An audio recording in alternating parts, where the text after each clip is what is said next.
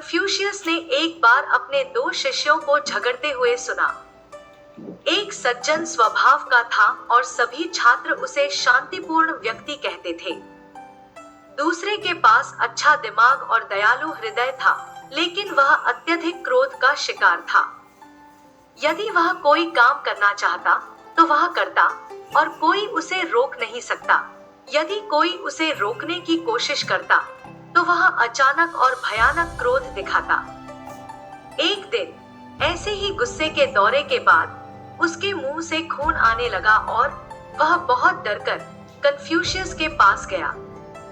मैं अपने शरीर के साथ क्या करूं? उसने पूछा। मुझे डर है कि मैं लंबे समय तक जीवित नहीं रह पाऊंगा। बेहतर होगा कि मैं अब पढ़ाई और काम न करूं। मैं आपका शिष्य हूं और आप मुझे एक पिता के रूप में प्यार करते हैं।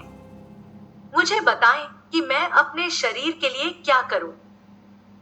कन्फ्यूशियस ने उत्तर दिया, सेलू, तुम्हें अपने शरीर के बारे में गलत विचार है। यह पढ़ाई नहीं है, स्कूल में काम नहीं है, बल्कि आपका अत्यधिक क्रोध है जो परेशानी का कारण बनता है। मैं इसे देखने में आपकी मदद करूंगा। आपको याद है जब आप और नोबुई के बीच झगड़ा हुआ था? वह थोड़े समय में फिर से शांत और खुश हो गया था, लेकिन आप अपने गुस्से पर काबू पाने में बहुत देर कर रहे थे। हर बार जब कोई विद्यार्थी कोई ऐसी बात कहता है जो तुम्हें पसंद नहीं है, तो तुम बहुत क्रोधित हो जाते हो और यदि तुम अधिक संयम का प्रयोग नहीं करोगे तो निश्चित रूप से मर जाओगे। मैं तुमसे कुछ प्रश्न पूछना चाहता हूँ। तुम्हारे कितने दांत हैं? मेरे पास 32 है, शिक्षक। कितनी जीभ? बस एक। तुम्हारे कितने दांत गिरे हैं? जब मैं 9 साल का था तब मैंने एक को खो दिया था, और जब मैं लगभग 26 साल का था तब 4 को खो दिया था। और आपकी जीभ, क्या यह अभी भी सही है? ओह हाँ।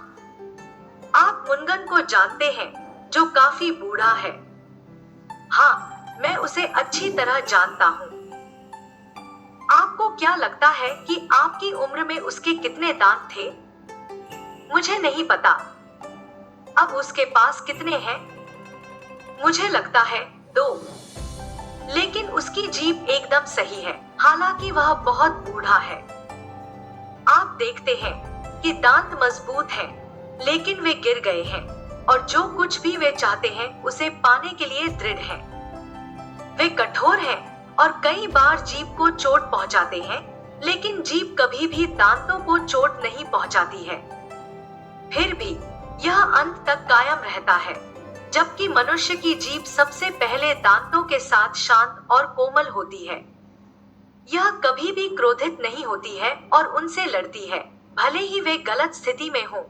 यह हमेशा उनके लिए मनुष्य का भोजन तैयार करने में उनकी मदद करती है। दांत कभी भी जीभ की मदद नहीं करते और वे हमेशा हर चीज का विरोध करते हैं। और मनुष्य के साथ भी ऐसा ही है।